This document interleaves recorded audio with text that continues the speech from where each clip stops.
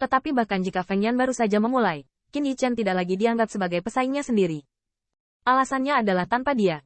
Secara alami, itu karena perbedaan tingkat pertama antara Pillmaster manapun yang berbeda seperti langit dan bumi. Penonton terdiam, hanya suara Zizi yang disempurnakan oleh ramuan obat. Setelah kira-kira waktu yang dibutuhkan setengah batang dupa untuk dibakar, saya melihat langkah pertama Zhong Qinglin. Bang! Botol batu giok mengendap, cairan obat yang kental tapi murni dituangkan ke dalam aliran. Dan hampir pada saat yang sama, Feng Fanyi juga memurnikan ramuan obat tipe pertama. Tak perlu dikatakan, jenis bahan obat tipe pertama ini adalah yang terbaik untuk dua orang sekaligus. Setidaknya tidak masalah memimpin penonton. Tetapi perbedaan antara keduanya adalah setelah pemurnian Feng Fanyi, mata yang indah itu bebas dari kotoran. Itu seperti roh halus, dan tampaknya dia sepenuhnya berbakti, dan segera mulai menyempurnakan tipe kedua. Namun, Zhong Qinglin melirik Qin Yichen selama cairan medis mekar penuh.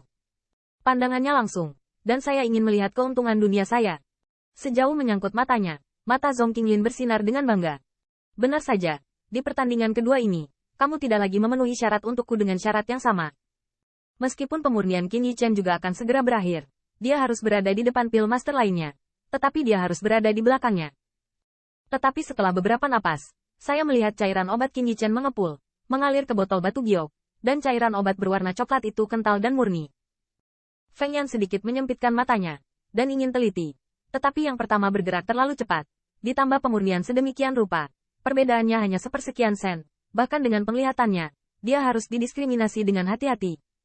Hanya sekilas siapa yang lebih baik dari siapa yang lebih rendah. Selain itu, Feng Yan tidak terlalu banyak berpikir. Lagi pula, ini hanya yang paling mudah dari 10 ramuan obat.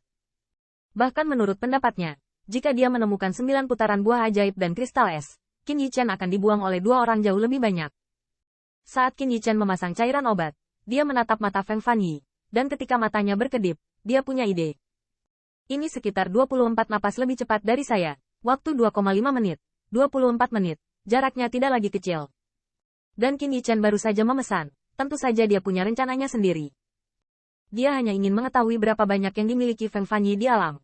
Setelah mengkonfirmasi, mulut Qin Yichen mengangkat senyum lega. Sepertinya kamu seperti ini di tahap selanjutnya dari Ordo Suci. Jika kata ini diteruskan ke telinga orang lain, saya khawatir itu akan mengejutkan dagu. Apa artinya? Anda harus tahu bahwa dengan usia Feng Fanyi dan Zhong Qinglin, bisa memasuki tahap akhir Ordo Suci sudah melihat keberadaan puncak di 4 lingkaran perang besar. Tapi sayangnya, di mata Qin Yichen, ini masih terjadi. Saya ingin menggunakan pencapaian Spirit Transformation Peak untuk menang, tapi sekarang sepertinya saya menyimpannya. Pohon indah di hutan, angin pasti harus menghancurkannya. Qin Yichen memahami kebenaran ini cukup dalam. Namun, tidak masalah ingin memenangkan Feng Fanyi. Biarkan wilayahmu mendominasi, aku akan melakukannya sendiri. Dengan pemikiran ini, mata Qin Yichen mengantuk, dan momentumnya menjadi semakin kuat, seolah-olah pedang dengan ujung tak tertandingi akan segera keluar. Penghilangan. Minum rendah, berdering, 2 jari seperti pedang, menyentuh ramuan obat. Saya melihat bahwa kekuatan roh sama seperti sebelumnya, tetapi tidak berubah. Api kekuatan roh yang dapat dipadatkan telah mengubah lebih dari 10.000 berubah menjadi untayan emas yang tak terhitung jumlahnya, dan dituangkan ke dalam ramuan obat. Pada saat yang sama, saya mendengar tawa dari alun-alun. Yah, ini baru permulaan. Sepertinya kita tidak terlambat, senyumnya baik dan membuat orang bermusuhan. Memutar kepalanya untuk melihat, orang yang berbicara adalah Elder Pan dari keluarga Feng. Bukan hanya dia, tetapi juga beberapa lelaki tua yang mengenakan jubah keluarga Feng di sampingnya. Identitas itu tampaknya setara dengan penatua Feng Yan. Hal-hal ini dan yang lainnya dihormati di kedua sisi. Tetapi Feng Yan mengerutkan kening dan berkata, "Tan tua, mengapa kamu ada di sini?" Penatua Pan tersenyum. Ini bukan hanya seseorang yang memurnikan kumpulan bahan obat. Kami baik-baik saja, jadi mari kita lihat. Pernyataan ini juga tidak malu-malu. Feng Yan mendengar sudut mulutnya berkedut. Untungnya, ada insulasi suara riak. Jika tidak, saya tidak tahu bagaimana surga yang terpilih akan tahu bagaimana mengekspresikan cairan obat halus keluarga Feng-nya. Bercanda adalah lelucon. Penatua Pan disebut Feng Tang. Kali ini, selain melihat tingkat keturunan dari keluarga bangsawan besar, dia juga bersiap untuk memuji Feng Fanyi. Aturan Heaven's Chosen akan diketahui beberapa orang. Di bawah keuntungan dunia, pejabat tamu Master Pil Kota Tian yang dilanda arus pasti tidak mampu bersaing dengan Feng Fanyi. Feng Tang berdiri di sebelah Feng Yan dan memandangi platform batu masing-masing pihak. Mengklik lidah dengan heran. Keluarga Zhong benar-benar tidak mudah. Dan kami masih tidak bisa melihat celah dengan gadis Fang Yi. Feng Yan berkata dengan acuh tak acuh. Jangan terburu-buru. hanya jalan jauh yang menguji kekuatan seekor kuda. Tahukah Anda? Ramuan obat yang dihaluskan dipilih oleh keluarga Feng sendiri. Adalah salah untuk mengatakan bahwa mereka tidak memihak. Tentu saja, Feng Fanyi tidak tahu. Banyak ramuan obat ini yang diminta untuk disuling oleh keluarganya saat dia dibudidayakan oleh keluarganya. Namun, Zhong Qinglin mungkin tidak kalah. Pada saat ini, keduanya tidak melihat celah. Tetapi setelah sedikit kesalahan, mereka dapat langsung membedakan tinggi dan rendah. Namun, setelah Feng Tang melihat, tatapan Qin Yichen tidak bisa membantu tetapi posisinya terlalu mencolok. Setelah melihatnya sejenak, Feng Tang mengerutkan kening, dan membulatkan wajahnya dengan 5 fitur wajah yang dipelintir menjadi satu. Aneh, anak ini benar-benar tahap tengah dari Ordo Suci. Saya tidak melihat celah antara dia dan Fang Yi. 10 peluang. Feng Yanyin mengerutkan kening, berpikir tanpa berpikir, tidak mungkin.